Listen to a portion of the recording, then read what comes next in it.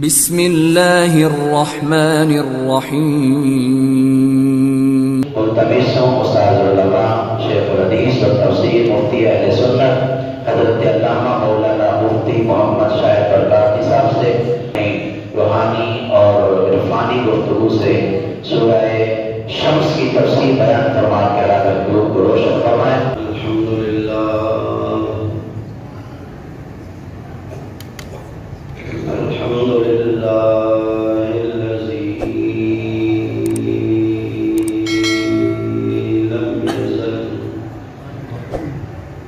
لا يزال حيا قيوما الحمد لله الذي ليس كمثله شيء وهو السميع البصير المتعالي عن الشرك القائم بأمره ملكوت السماوات والأرض وأشهد أن لا إله إلا الله وحده لا شريك له وأشهد أن سيدنا وسندنا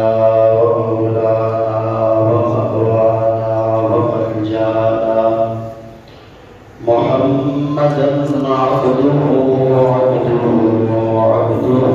ورسوله أما بعد فأعوذ بالله من الشيطان الرجيم بسم الله الرحمن الرحيم والشمس وضحاها والقمر إذا تلاها والنهار إذا جلاها والليل إذا يغشاها والسماء وما بناها والأرض وما طحاها ونفس وما سواها فألهمها فجورها وتقواها قد أفلح من زكاها وقد خاب من دساها صدق الله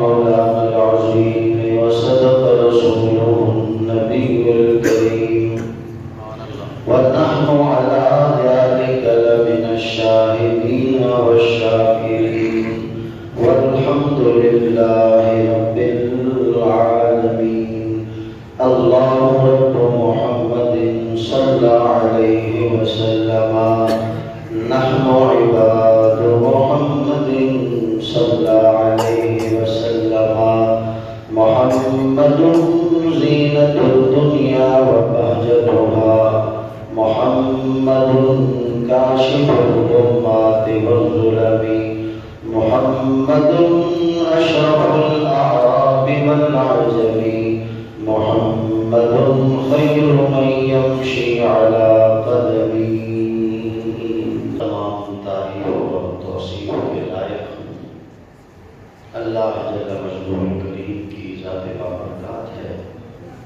آپ حضرات کے سامنے اللہ رب العالمین کی لائق کتاب قرآن مجید و قرآن حمید میں سے کچھ حصہ تلاوت کیا ہے۔ دعا کریں اللہ مجھے حق اور سچ بیان کرنے کی توفیق نصیب فرمائے۔ سورۃ الشمس کی تفسیر آج ہم اور آپ سمجھنے کی کوشش کریں گے۔ یہ سورت مکہ مکرمہ میں نازل ہوئی۔ اس کے اندر ایک رکوع ہے، 15 اس کی آیتیں ہیں۔ ترتیب کے اعتبار سے قرآن کریم کی 91ویں سورت ہے، 91 اس کا نمبر ہے ترتیب کے اعتبار سے، اور نزول کے اعتبار سے اس کا نمبر 26 ہے۔ 26ویں سورت ہے قرآن پاک کی، جو رسول کریم صلی اللہ تعالیٰ علیہ وسلم پر نازل ہوئی ہے۔ مکہ مکرمہ میں نازل ہوئی اس آیت کو سورہ مبارکہ میں 3 حصے ہیں۔ ایک حصے میں اللہ تعالیٰ نے میری ابتدائی 8 آیتوں میں اللہ تعالیٰ نے اپنی قدرت، اس کی عظمت، اس کی شان، اس کا مقام، اس کا مرتبہ اور اللہ تعالیٰ کی وحدانیت، اس کا اکیلا ہونا، اللہ نے اس کو بیان فرمایا ہے سبحان اللہ۔ اور 9ویں اور 10ویں آیت میں جو لوگ اللہ تعالیٰ کو پہچان لیں اور اللہ کی بندگی میں اپنی زندگی گزاریں، اللہ نے ان کی کامیابی کا ذکر کیا ہے، اور جو نہ پہچانے اور غفلت میں پڑے رہے ان کی ناکامی کا تذکرہ کیا ہے۔ اور آخری جو 5 آیات ہیں ان میں اللہ تبارک و تعالیٰ نے مثال دے کے سمجھایا ہے کہ جو نہیں مانتے ان کا حشر کیا ہے۔ ابتدائی 8 آیتوں کا ترجمہ سماعت کیجیے، اس کے بعد اس پر کلام کریں گے، جس میں اللہ تعالیٰ نے اپنی قدرت کو، اپنی شان کو، اپنی عظمت کو بیان کیا ہے، اپنی وحدانیت کو بیان کیا ہے۔ اللہ تبارک و تعالیٰ کی عادت کریمہ ہے کہ وہ کبھی اپنی پہچان اپنی پیدا کردہ مخلوق کے ذریعے کراتا ہے، کبھی اپنی پہچان خود انسان کے ذریعے کراتا ہے، کبھی اپنی پہچان اپنے نبیوں کے ذریعے کراتا ہے۔ یہ اس کی عادت ہے، جس طرح چاہے اپنی پہچان کرائے۔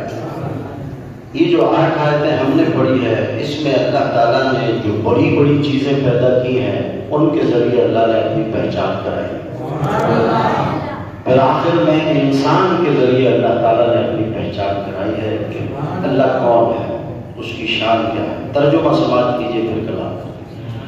فرمایا اللہ تعالیٰ نے والشمس وضحاها، قسم ہے سورج کی اور سورج کی روشنی کی۔ سورج کی بھی قسم، سورج کی روشنی کی بھی قسم۔ والقمر اذا تلاها، اور قسم ہے چاند کی جو سورج کے بعد آتا ہے۔ سورج غروب ہوتا ہے، اس کے بعد آتا ہے، وہ بھی دنیا کو روشن کرتا ہے، اندھیرے دور کرتا ہے۔ والنہار اذا جلاها، اور قسم ہے دن کی جب یہ سورج کو اور چمکا دیتا ہے۔ واللیل اذا یغشاها، اور قسم ہے رات کی جب یہ سورج کو چھپا دیتا ہے۔ والسماء وما بناها، اور قسم ہے آسمان کی اور اس کے بنانے والے کی۔ والارض وما طحاها، اور قسم ہے زمین کی اور اس کے بچھانے والے کی۔ ونفس وما سواها، اور قسم ہے جان کی اور اس کو ٹھیک ٹھیک بنانے والے کی۔ جان کی بھی قسم اور اس کو ٹھیک ٹھیک بنانے والے کی بھی قسم۔ فَأَلْهَمَهَا فُجُورَهَا وَتَقْوَاهَا، انسان کو ٹھیک ٹھیک بنایا، پھر اس کے دل میں اللہ نے اچھائی کو بھی ڈال دیا، برائی کو بھی ڈال دیا۔ ڈال دیا کا مطلب یہ ہے اچھائی کی بھی پہچان کرا دی، برائی کی بھی پہچان کرا دی، جنت میں جانے کا راستہ بھی بتا دیا، جہنم میں جانے کا راستہ بھی بتا دیا، اختیار دے دیا، مرضی تیری ہے، جنت جاتا ہے یا جہنم جاتا ہے، راستے دونوں بتا دیے، پہچان دونوں کی کرا دی، اب مرضی تیری ہے تو کہاں جاتا ہے۔ اور قد افلح من زکاها، جس نے اپنے دل کو پاک کر لیا وہ کامیاب ہو گیا۔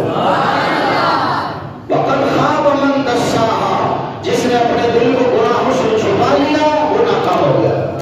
کامیاب وہ ہے جو اپنے دل کو پاک کرے، جو اپنے دل کو صاف کرے۔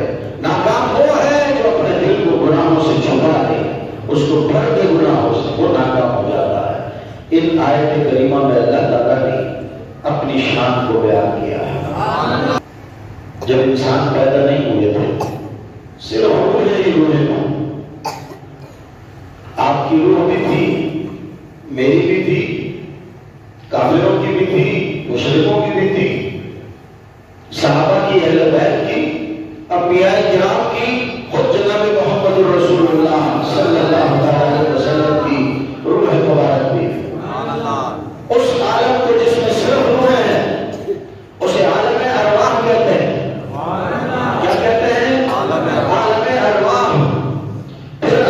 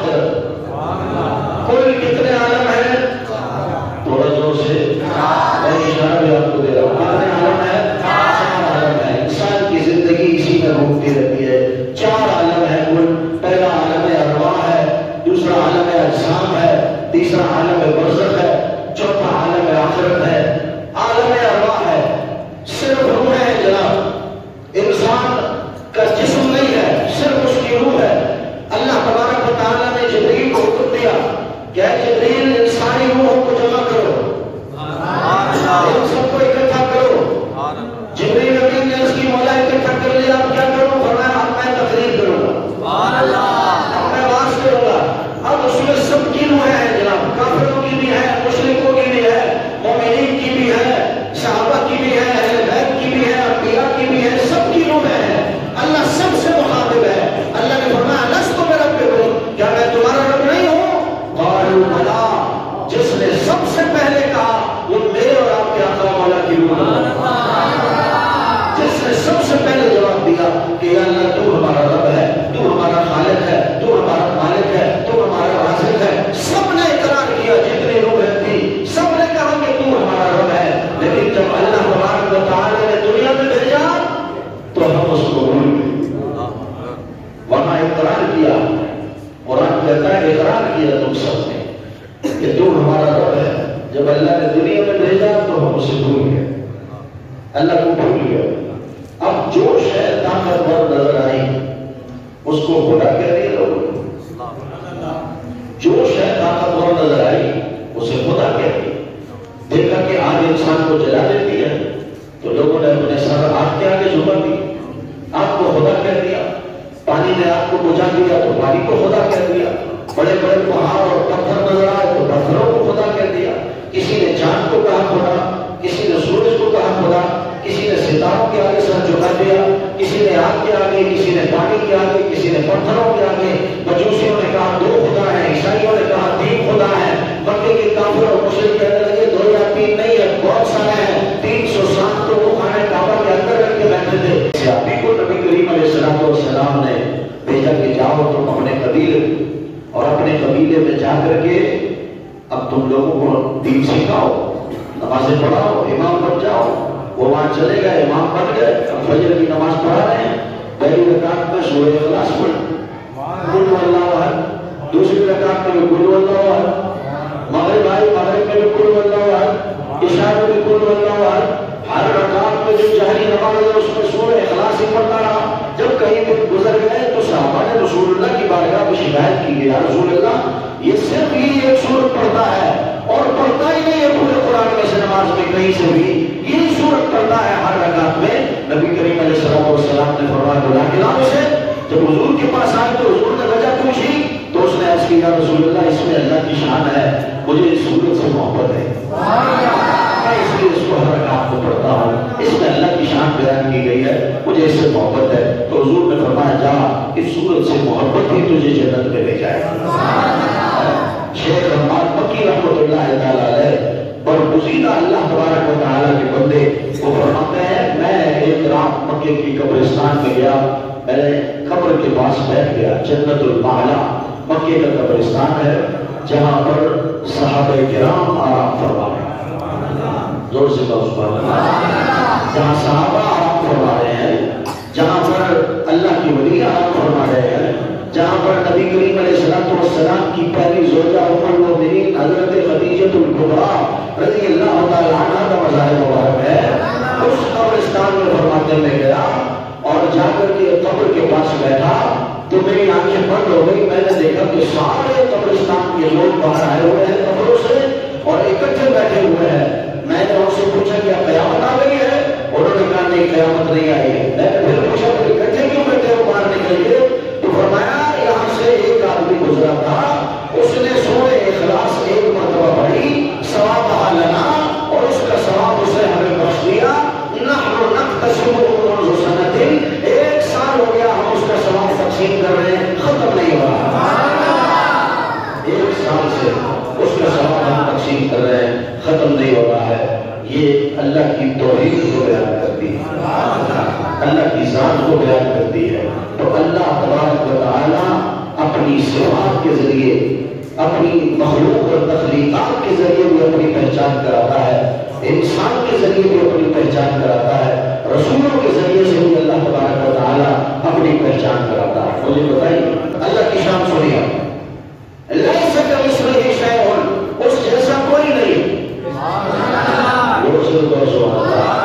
اس جیسا اور کوئی نہیں ہے. واللہ الذی لا الہ الا ہو، وہی اللہ ہے، اس کے سوا عبادت کے لائق کوئی نہیں ہے. اللہ لا الہ الا ہو، اللہ ہے، اس کے سوا کوئی عبادت کے لائق نہیں ہے. الحی القیوم، وہ خود زندہ ہے، باقیوں کو قائم رکھنے والا ہے. لا تأخذہ سنۃ ولا نوم، نہ اسے نیند آتی ہے نہ نیند کے جھٹکے لگتے ہیں، نہ اونگ آتی ہے نہ نیند آتی ہے. لہ ما فی السماوات و ما فی الارض، جو کچھ زمینوں آسمان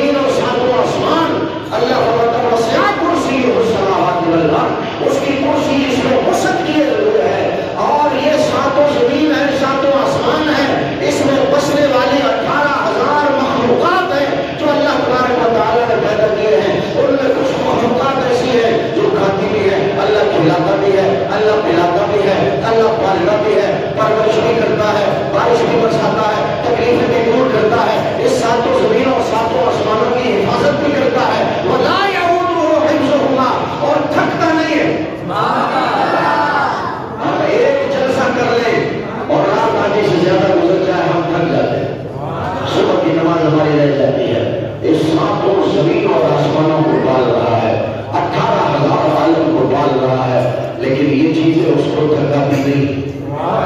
یہ میرے رب کی شان ہے جس کے آگے آپ سر سجدے میں رکھتے ہیں نا. اللہ کی شان کو مد نظر رکھ کے پھر اس کے حضور سر سجدے میں جھکاؤ. سجدے کا لطف نہ آئے تو میری مسجد میں آ کے مجھے پکڑ لینا. یہ اللہ کی شان ہے. حضور سے نہ بولا نو سے نیند آتی ہے نہ اونگ آتی ہے ولا یعودہ حفظہما. اور نہ یہ زمین و آسمان کی تخلیق اور نہ اس کی پرورش اس کو تھکاتی ہے. وہ تھکتا بھی نہیں. ان اللہ غنی عن العالمین. اور وہ سارے عالموں سے بے پرواہ. سارے عالموں سے اللہ تبارک و تعالیٰ کو پرواہ. لہو ما فی السماوات و ما فی الارض. جو کچھ زمین و آسمانوں میں ہے سب اس کا ہے. سب کس کا ہے؟ اللہ کا ہے. تبارک الذی بیدہ الملک وهو علی کل شیء قدیر. بڑی بابرکت ہے وہ ہستی جس کے قبضے قدرت میں اقتدار سلطنت ہے، جو سارے بادشاہوں کا بادشاہ ہے، ساری مملکتیں جس کے ہاتھ میں ہے. ولم یکن لہ شریک فی الملک. اور اس ساری بادشاہی میں اس کا کوئی شریک نہیں ہے. وہ اکیلا تنہا اس کا مالک ہے، اس کا کوئی شریک نہیں ہے اس بادشاہت میں. قل اللہم مالک الملک تؤتی الملک من تشاء وتنزع الملک ممن تشاء وتعز من تشاء وتذل من تشاء.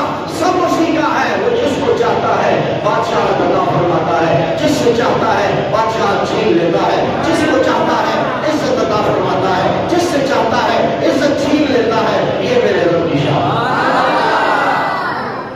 جس کے آگے ہم اور آپ سر جھکاتے ہیں. یہ میرے رب کی شان ہے. یہ میرے رب کا مقام ہے اور مرتبہ ہے. اللہ تبارک و تعالیٰ بڑی عظمتوں والا ہے، بڑی شان والا ہے. دیکھو یہودیوں نے کہا کہ عزیر علیہ السلام اللہ کے بیٹے ہیں. حضرت عزیر اللہ کے نبی ہیں، اللہ کے پیغمبر ہیں. یہودیوں نے کہا اللہ کے بیٹے ہیں. عزیر علیہ السلام کی عمر مبارک 40 سال. کتنی؟ تھوڑا سا 40 سال عمر ہے. اپنے گدھے پہ سوار ہوئے. ایک ہاتھ میں پیالہ ہے اس میں کھجوریں تازہ، دوسرے ہاتھ میں پیالہ ہے اس میں انگور کا رس ہے یعنی شربت ہے. اور اپنے گدھے پہ سوار ہوئے سفر کیا تو ایک ملک میں داخل ہوئے جسے بیت المقدس کہتے ہیں. بیت المقدس میں داخل ہوئے. بیت المقدس کے داخل ہونے سے پہلے بخت نصر ایک بہت بڑا ظالم بادشاہ گزرا ہے جس کو اللہ تعالیٰ نے پوری دنیا کی بادشاہت عطا کی تھی. اس نے بیت المقدس پر حملہ کیا، بیت المقدس کو تہس نہس کر دیا، سارے مقام گرا دیے، جتنی عبادت خانے تھے سب گرا دیے، زمین سے لگ گئے. سارے انسان شہر چھوڑے پڑے تھے 4. آپ بازار گئے، آپ نے ایک مرغا خریدا، ایک کبوتر خریدا، ایک مور خریدا، ایک کروڑ خریدا. 4 پرندے آپ نے خریدے. اللہ نے فرمایا اب ان کو اپنے سے مانوس کرو، اب ان کو محبت دو، پیار دو. اللہ کا نبی پیار دے. پھر کیسے مانوس نہیں ہوں گے پرندے؟ ابراہیم علیہ السلام نے محبتی پرندے مانوس ہو گئے. وہ دور کھڑے ہو کر بلاتے تھے، دانا چھوڑ کر ابراہیم علیہ السلام کے پاس چلے گئے. 4 پرندے جب مانوس ہو گئے ابراہیم علیہ السلام سے، اللہ کی بارگاہ میں عرض کی مولا آپ کیا کرو؟ فرمایا آپ ان کو ذبح کرو. آپ نے 4 کو ذبح کیا. عرض کی مولا آپ کیا کرو؟ فرمایا آپ ان کو قیمہ بناؤ. 4 کو قیمہ بنایا. یا اللہ آپ کیا کرو؟ فرمایا اس قیمہ کو اکٹھا کرو، مکس کرو. 4 مکس کر دیا. اب ان کو جدا کر سکتے ہو؟ عرض کی مولا نہیں کر سکتے. پرندے کا کون سا ہے؟ مور کا، مرغے کا، کوے کا. اور مور کا کون سا ہے؟ میں نہیں کر سکتا ہے. ابھی اکٹھا ہو گیا. فرمایا آپ اس کے 3-4 ٹکڑے کرو، 4 حصے کرو. اور یہ جو تمہارے سامنے پہاڑ نظر آ رہے ہیں نا، ان کے ٹکڑے کر کے ان پہاڑوں کے اوپر رکھ دو. اور رکھنے کے بعد نیچے اترو، ان کے سر اپنے قدموں میں رکھو اور ثم ادعوہن، یہاں سے تم پکارو. اگر وہ چل کر تمہارے پاس نہ آئے تو خدا نہ کہنا. اور الگ الگ کر کے رکھ کے آ جاؤ اور پہاڑ کے نیچے کھڑے ہو کے صرف آواز لگاؤ. ابراہیم علیہ السلام نیچے کھڑے ہو کے آواز لگائی. وہ 4 حصے ہوا میں اڑے، الگ الگ ہو گئے. مور کا الگ ہو گیا، جناب کبوے کا الگ ہو گیا، کبوتر کا الگ ہو گیا. 4 الگ الگ ہو گئے اور جناب پرندے تیار ہو گئے. بغیر سر کے دوڑتے ہوئے حضرت ابراہیم علیہ السلام کے پاس آئے، اپنے سر سے لے اور دانے چگنے شروع. یہ صرف اللہ کر سکتا ہے. جو سے ہے یہ اللہ تعالیٰ کی شان. یہ اس کا مقام ہے. حضرت امام اعظم ابو حنیفہ رحمۃ اللہ تعالیٰ علیہ، اللہ تعالیٰ کے ہم حنفی ان کی نسبت سے کہلاتے ہیں، بڑا علم اللہ تعالیٰ نے دیا. ایک دہلیہ سے آپ کی دوستی، اللہ والوں کی دوستیاں جب علم خیر مذہب والوں سے ہوتی ہے تو ان کا مقصد یہ ہوتا ہے کہ اس کو مسلمان کرنا، دنیاوی فائدے کا حصول نہیں ہوتا. دہلیہ سے آپ کی دوستی تھی. اس نے کہا کہ آپ نیک آدمی ہیں، اللہ کے ولی ہیں، بندے ہیں، عالم ہیں، لہٰذا آپ کی دعوت ہے میرے گھر میں. میرا گھر دریا کے اس پار ہے، کل شام کو 7 بجے کا ٹائم ہے، آپ 7 بجے آ جائیے گا اور میرے گھر میں کھانا کھائیے. آپ نے فرمایا ٹھیک ہے. اگلے دن جان بوجھ کر آپ 10 بجے گئے، جان بوجھ کر. کتنے بجے گئے؟ ٹائم کیا رکھا تھا؟ 7 بجے کا. 8 9 10 3 گھنٹے لے گیا. جب 10 بجے اس کے گھر پہنچے تو وہ انتظار کر کر کے تھک گیا. جیسے ہی آپ کو دیکھا تو دیکھتے ہی جناب آپ قبول ہو گیا، اس سے آ گیا. کہنے لگا اتنے بڑے آپ عالم ہیں اور اتنا جھوٹ بولتے ہیں، آپ وعدہ خلافی کرتے ہیں. 7 بجے کا ٹائم دیا تھا اور آپ 10 بجے آ رہے ہیں. تو آپ نے ارشاد فرمایا کہ پہلے میری بات سن لے، اس کے بعد جو تو کہے میں کر لے. میری باتیں سن لے. اس نے کہا جی بولی. فرمایا بات یہ ہے میں تو ٹائم سے نکل آیا تھا گھر سے، لیکن جیسے ہی میں دریا کے کنارے پہنچا تو میں نے دیکھا کہ کوئی کشتی نہیں دریا کو پار کرنے کے لیے. پل تو ہوتے نہیں تھے اس زمانے میں. اور میں انتظار کرتا رہا کہ کشتی آ جائے، کشتی آ جائے، کشتی آ جائے، لیکن ٹائم کافی گزر گیا، کشتی کوئی نہیں آئی. پھر میں نے دیکھا کہ اچانک یہ سامنے ایک درخت ہے، وہ خود بخود گرا زمین پہ اور خود بخود جناب ٹکڑے ٹکڑے ہوا. اس میں سے پھٹے تیار ہو گئے، وہ خود بخود پھٹے ایک دوسرے سے ملے، کشتی تیار ہو گئی، کشتی پانی میں آ گئی. میں کشتی میں بیٹھ گیا اور بغیر چلانے والے کی کشتی خود چلتی رہی اور اس بار مجھے لگا کر پھر واپس چلی گئی اور میں تمہارے پاس آ گیا، اس لیے دے دو. آپ وہ کہنے لگا اتنے بڑے عالم ہیں اور سو ہے جھوٹ بولتے ہیں. یہ کون مان سکتا ہے کہ درخت خود بخود گر گیا، خود بخود کٹ گیا، خود بخود تختے تیار ہو گئے، خود بخود کشتی تیار ہو گئی اور بغیر چلانے والے کی خود بخود کشتی چل گئی؟ یہ کیسے چل سکتی ہے؟ تو آپ نے فرمایا نادان یہی تو سمجھانا چاہتا ہوں کہ ایک درخت جب بغیر کاٹنے والے کے نہیں کٹ سکتا، چھوٹے چھوٹے تختے بغیر بنانے والے کے نہیں بن سکتے، ایک چھوٹی سی کشتی بغیر بنانے والے کے نہیں بن سکتی، ایک چھوٹی سی کشتی بغیر چلانے والے کے نہیں چل سکتی، تو اتنا بڑا نظام جو چلانے والا ہے وہی تو خدا ہے. یہ کیسے بغیر خدا کے چل سکتا ہے؟ اس نے کلمہ پڑھا اور مسلمان. اس طرح اللہ کی توحید بیان کرتے ہیں. امام شافعی رحمۃ اللہ تعالی علیہ اللہ کے جلیل القدر پیغمبر اور اللہ کے جلیل القدر بندے امام شافعی رحمۃ اللہ علیہ. کسی نے سوال کیا آپ سے کہ اللہ ہے؟ آپ نے فرمایا ہے. کیا دلیل دو؟ فرمایا دلیل کے سامنے شہتوت کا درخت ہے، یہ دلیل ہے. انہوں نے کہا شہتوت کا درخت کیسے دلیل ہو سکتا ہے؟ آپ نے فرمایا دیکھو شہتوت کے درخت کے پتے سارے ایک جیسے، سارے پتے ایک جیسے، ان سب کا ذائقہ بھی ایک جیسا ہے، لیکن ان پتوں کو اگر ریشم کا کیڑا کھا لے تو ریشم نکلتا ہے، ان پتوں کو اگر بکری کھا لے تو مہنگی نکلتی ہے، ان پتوں کو اگر جناب گائے کھائے تو گوبر نکلتا ہے، ان پتوں کو اگر ہرن کھائے تو مشک بنتا ہے. تو پتے ایک ہی ہیں، اس کا ذائقہ بھی ایک ہی ہے. یہ جو درمیان میں تبدیلی پیدا ہو رہی ہے، یہ تبدیلی جو پیدا کر رہا ہے وہی خدا ہے، وہی اللہ ہے جو تبدیلی پیدا کر رہا ہے، وہی اللہ ہے. حضرت امام احمد بن حنبل رحمۃ اللہ تعالی اللہ کی جلیل القدر نبی، اللہ کی جلیل القدر ولی امام احمد بن حنبل رحمۃ اللہ تعالی. کسی نے پوچھا اللہ ہے؟ آپ نے فرمایا ہاں ہے. دلیل کیا؟ اور آپ کے سامنے انڈا رکھا ہوا، بتا دلیل ہی انڈا، انڈا دلیل ہے. اندر کیسے دلیل ہو سکتا؟ فرمایا مجھے بتاؤ اس میں اندر جانے کا کوئی دروازہ ہے؟ اس نے کہا نہیں. کوئی کھڑکی ہے؟ کہا نہیں. کوئی روشن دان چھوٹا سا؟ کہا نہیں. کوئی چھوٹا سا سوراخ؟ بولا نہیں. فرمایا جس میں اندر جانے کا کوئی رستہ نہیں ہے، نہ کھڑکی ہے، نہ دروازہ ہے، نہ روشن دان ہے، نہ کوئی چھوٹا سا سوراخ ہے، اس بالکل بند انڈے کے اندر اللہ زندہ چوزے کو پیدا کرتا ہے، وہی تو جو زندہ کو اندر پیدا کر رہا ہے وہی اللہ ہے. تو انڈا بھی اللہ کی توحید کو بیان کرتا ہے، شہتوت کے پتے بھی اللہ کی توحید کو بیان کرتے ہیں. یہ اتنی بڑی زمین بھی اللہ کی کی توحید کو بیان کرتی ہے، یہ ساتوں آسمان بھی اللہ کی توحید کو بیان کرتے ہیں، یہ رات اور دن کا آنا جانا بھی اللہ تبارک و تعالیٰ کی توحید کو بیان کرتا ہے۔ تو اللہ نے اپنی شان اور اپنی عظمت کو اس صورت میں ان چیزوں سے ثابت کیا ہے، بتایا ہے دنیا کو کہ یہ چیزیں جو چل رہی ہیں یا ہو رہی ہیں، ان کو چلانے والا بھی میں ہوں، بنانے والا بھی میں ہوں۔ یہ اللہ رب العالمین کی شان ہے، یہ اس کا مقام اور مرتبہ ہے۔ تو فرمایا کہ قد افلح من زکا، جس نے اللہ کو پہچان لیا وہ کامیاب ہو گیا۔ جس نے اپنے دل کو پاک کر لیا، اپنے دل کو صاف کر لیا، وہ کامیاب ہو گیا۔ ہمارے دل صاف نہیں ہے، ہمارے دل پاک نہیں ہے، آج نفرتیں جو ہمارے درمیان ہے اس کی وجہ یہ ہے۔ آج بھائی کی بھائی سے اگر نہیں بنتی ہے، دوست کی دوست سے اگر نہیں بنتی ہے، رشتہ داروں کی آپس میں اگر نہیں بنتی ہے، تو صرف وجہ یہ ہے کہ ہمارا دل صاف نہیں ہے۔ ہم بظاہر تو اوپر سے تو ٹھیک ہے، محبت کی باتیں کرتے ہیں، لیکن دلوں میں ہمارے جگہ نہیں ہے، دلوں میں جگہ نہیں ہے۔ تھوڑی سی ایک وقت کے لیے، مختصر وقت کے لیے آپ کو وہ تھوڑے مہمان برداشت کر سکتے ہیں، لیکن تھوڑا سا مہمان نوازی طویل ہو جائے تو ہم بے چین ہو جاتے ہیں، ہم تڑپ جاتے ہیں، ہم پریشان ہو جاتے ہیں۔ حالانکہ اللہ کے حبیب نے فرمایا مہمان اپنا رزق خود لاتا ہے، کون ہوگا اس کو کھلانے والا؟ کھلانے کا وعدہ تو اللہ نے کیا، جس کا وعدہ اللہ نے کیا اس کے لیے ہم پریشان ہو۔ ہم کیوں پریشان ہو؟ تو جناب ہمارے دل صاف نہیں ہے، دلوں میں جگہ نہیں ہے۔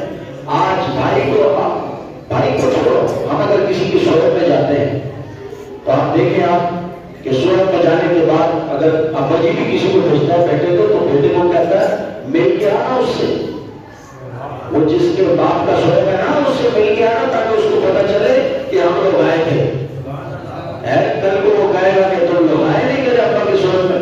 تو صحبت میں بھی اس لیے جاتے ہیں کہ سامنے والا دیکھ لے، ہم شادی میں بھی اس لیے جاتے ہیں کہ سامنے والا دیکھ لے، ہم دوسرے ملازمات کسی کی عیادت کے لیے بھی جاتے ہیں تو اس لیے کہ سامنے والا ہماری عیادت کے لیے آیا تھا، ہم اس کی عیادت کے لیے چلے گئے۔ تو جناب یہ معاملات بدلے کے چل رہے ہیں دنیا میں، اس میں اللہ کی رضا کہاں ہے؟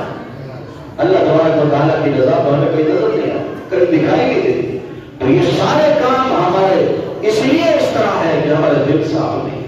جس دن دل صاف ہو گئے سارے کام اللہ تعالیٰ کی رضا کے لیے سب۔ اور بندہ ناراض ہوتا ہے تو 1000 مرتبہ ہو جائے، لیکن اللہ ناراض نہ ہو، اس کا رسول ناراض نہیں ہونا چاہیے۔ لہذا اعمال ہمارے درست تبھی ہوں گے جب ہم اللہ کو پہچانیں گے، اللہ تبارک و تعالیٰ کی وحدانیت کو۔ قد خاب من دساہا، اور ناکام ہو گیا وہ شخص جس نے اپنے دل کو گناہوں سے لپیٹ لیا اور گناہوں سے بند ہو گیا اس کا دل، وہ ناکام ہو گیا۔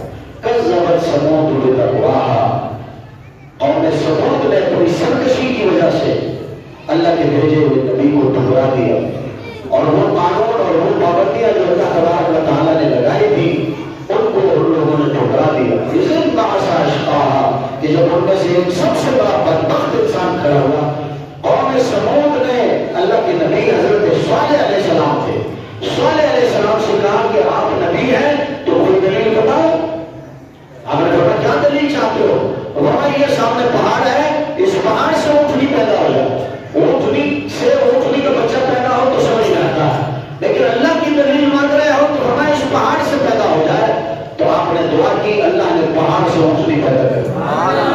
اس اونٹنی کا نام تھا ناقۃ اللہ، اللہ کی اونٹنی۔ کیا نام تھا؟ اللہ کی اونٹنی۔ جب انہوں نے مانگا اللہ نے پیدا کر دیا۔ اب اللہ نے فرمایا حضرت صالح علیہ السلام سے کہ آپ اپنی قوم کو کہہ دو کہ یہ اللہ کی نشانی ہے، اللہ کی اونٹنی ہے، یہ جس زمین میں چلے کوئی اس کو روکے گا نہیں، کہ زمین تمہاری نہیں ہے اور کا مالک میں ہوں، یہ اونٹنی میری ہے، لہذا جس زمین میں چلے گی تم اس کو منع نہیں کرو گے، اور یہ جو تمہارے پینے کا پانی ہے چند دن تک تو جب یہ جاتی تھی سارا پیا تھی، سارا پانی، لوگ پریشان ہو جاتے تھے۔ صالح علیہ السلام نے اللہ کی بارگاہ میں عرض کی تو اللہ نے فرمایا دن مقرر کرو، ایک دن اس کا ہوگا، ایک دن تیری قوم کا ہوگا، اور ایک دن یہ پیے گی، ایک دن تیری قوم پیے گی۔ جس دن اس کا ہوگا اس دن تیری قوم میں سے کوئی بھی نہیں جائے گا پانی پینے، اور جس دن تیری قوم کا ہوگا اس دن یہ آئے گی نہیں پانی۔ وہ دن مقرر ہو گئے، لوگ پریشان ہو گئے، ایک بدبخت 9 آدمی 9 اس کی قوم میں سے کھڑے ہوئے اور یہ ارادہ کیا کہ اس اونٹنی کو ختم کرو۔ ہم تو جناب پریشان ہو گئے۔ اللہ نے فرمایا خبردار اگر اس کی نہیں پائے اس کو کچھ کہا تو، لیکن وہ بدبخت کھڑے ہوئے نا، اور ان میں سے انہوں نے ایک کو تیار کیا جو سب سے بڑا بدبخت تھا، اسے باسا اشقاہا، اللہ نے جس کو سب سے بڑا بدبخت کہا ہے وہ کیسی بدبختی ہوگی اس کی اندازہ کریں۔ ان 9 میں سے ایک سب سے بڑا بدبخت کھڑا ہوا اس ارادے سے کہ اس اونٹنی کو قتل کرنا ہے، فقال لهم رسول اللہ ناقۃ اللہ وسقیاہا، فرمایا چھوڑ دو اس کو، یہ اللہ کی اونٹنی۔ صالح علیہ السلام نے کہا چھوڑو اس کو، یہ اللہ تعالیٰ کی اونٹنی، اس کو کچھ نہیں کہنا۔ فکذبوہ، انہوں نے اللہ کے نبی کو جھٹلایا، فعقروہا فدمدم علیہم ربہم بذنبہم فسواہا، اور اس اونٹنی کی ٹانگیں کاٹ دی جس کی وجہ سے وہ مر گئی، تو فدمدم علیہم ربہم بذنبہم، اور اللہ تبارک و تعالیٰ نے اس گناہ کی وجہ سے اس پوری قوم پر تباہی ڈال دی اور پوری قوم کو تباہ کر دیا، اور فسواہا، اللہ فرماتا ہے کہ میں نے ان کو بالکل مسل دیا، ولا یخاف عقباہا، اور مجھے انجام کو خوف نہیں، انجام کو مجھے خوف نہیں، میں اگر کسی کو ماروں تو مجھے ڈر رہے گا کہ میرا انجام کیا ہوگا، اس کے رشتے دار مجھے مارتے ہیں۔ یہ بادشاہوں کو خوف ہو سکتا ہے، اللہ فرماتا ہے میں سارے بادشاہوں کو بادشاہ ہوں، مجھے کوئی خوف نہیں ہے کہ تم رہو نہ رہو، میں پھر ایسی قوم پیدا کر دوں گا جو میری بندگی کرے، جو میرے سامنے اپنا سر جھکائے گی، اس لیے اللہ تعالیٰ کو انجام کو خوف نہیں۔ تو اللہ نے یہ مثال دے کے سمجھایا ہے کہ برباد ہو جاتی ہیں وہ قومیں جو اللہ کی نہیں مانتی ہیں، جو اللہ کو نہیں پہچانتی ہیں۔ تو خدا کے لیے پہچانو، اللہ کی پہچان حاصل کرو، جس دن حاصل ہو گئی نمازوں میں بھی لطف آئے گا، روزے بھی اچھے لگیں گے، ذکر و اذکار میں بھی سکون ملے گا، اللہ کی بندگی میں بھی سکون ملے گا۔ الا بذکر اللہ تطمئن القلوب، یہ اللہ کا وعدہ ہے کہ اللہ کے ذکر میں دلوں کا اطمینان ہے اور دلوں کا چین ہے۔ آج ذکر ہوتا ہے پھر بھی چین نصیب نہیں ہے، اس لیے کہ اللہ کی پہچان نہیں۔ اللہ مجھے اور آپ کو عمل کی توفیق عطا فرمائے۔